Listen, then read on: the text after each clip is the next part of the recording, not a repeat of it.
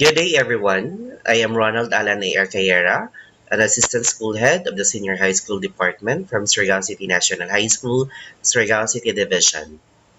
And I'm going to present to you a research entitled Education Amidst COVID-19 Pandemic Challenges in the Implementation of Basic Education Learning Continuity Plan, or BLCP, in Surigao City National High School. The crisis brought about by COVID-19 did not stop the Department of Education or DepEd in solving the crucial issues confronting the basic education. The department took the challenge by formulating plans on the continuity of learning in the time of pandemic called as the Basic Education Learning Continuity Plan, or BELCP, anchored to DO number 12 series of 2020. According to Kahapa in 2020, he emphasized that the design plan was overall result of consultation and collaborative discussion with education stakeholders. Maneri in 2021 also recommended to conduct a study on the impact of the plan along with its challenges, for there were varying aspects of curriculum adjustments like content, delivery, management, and assessment. Arrieta in 2020 also supported that the plan should provide important elements on the continuity of learning, like its three elements: the learner, the school, and the home, as there were challenges brought about by the implementation. Both the school and home should support the learner, who is considered as the most important element in the teaching learning process. In the study of Agayon et al. In 2022, teachers are greatly affected in terms of learning quality transfer, module distribution and retrieval, students' difficulties in following instruction, power disruption, internet connection, and health risks posed by the pandemic. Nevertheless, these teachers dealt with these difficulties by employing coping strategies. With the pandemic affecting the landscape of education, effective policies be developed, as the plan showed many problems like funding, stakeholders collaboration, and institutional policy compliance detrimental to the implementation. That's according to Peregrino et al. In 2022. It is for those reasons that this research was conducted to show the challenges of the school in the implementation of the plan, as it was first introduced in 2020 with the hope of addressing the issues and concerns in the continuity of learning in the time of pandemic. The study was a case study analysis, and it made use of an interview with the 10 informants.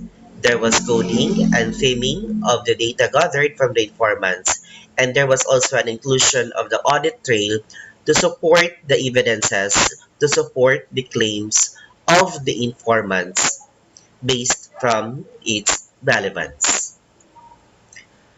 Based from this study, there were six dimensions as presented in the Basic Education Learning Continuity Plan, and this includes safe operations, focus on learning, sulong edukalidad, reaching the marginalized learners, well-being and protection, education financing.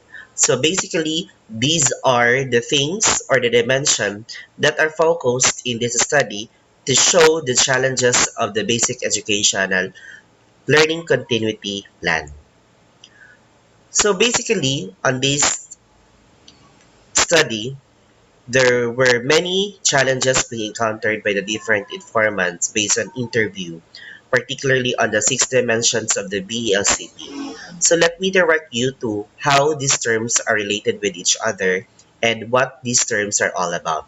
When we speak about safe operations, it actually includes the reopening of the school, providing that the certain standards of health and safety protocols are implemented to increase resilience, to reduce transmission and infection.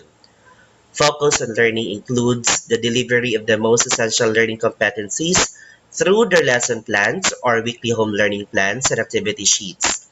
The challenge there is how resources be maximized and how the content be delivered through the use of the school's resources or other references.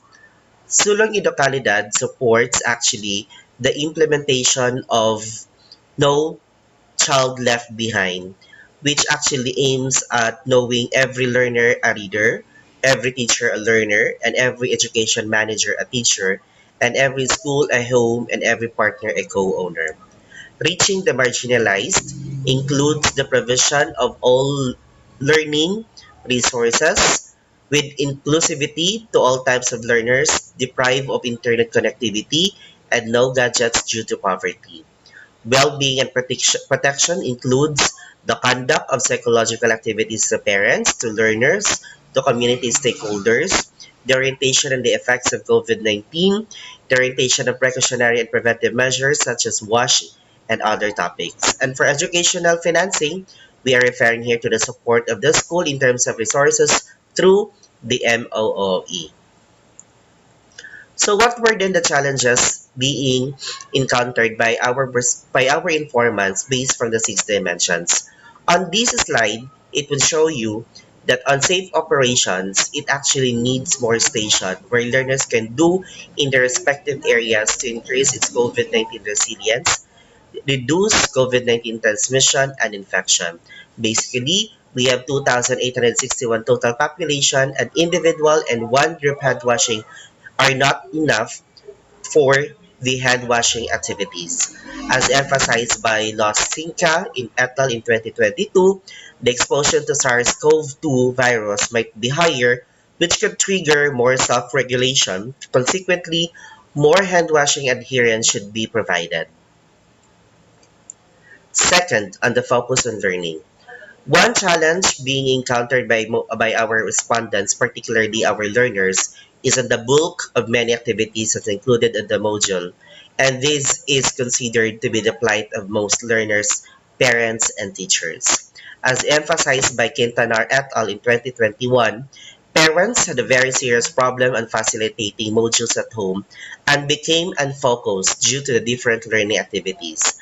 As supported by Bamani in 2020, parents found sudden school closures as distressing and worrisome. Parents also admitted the incapacity to teach or even become para-teachers to their children.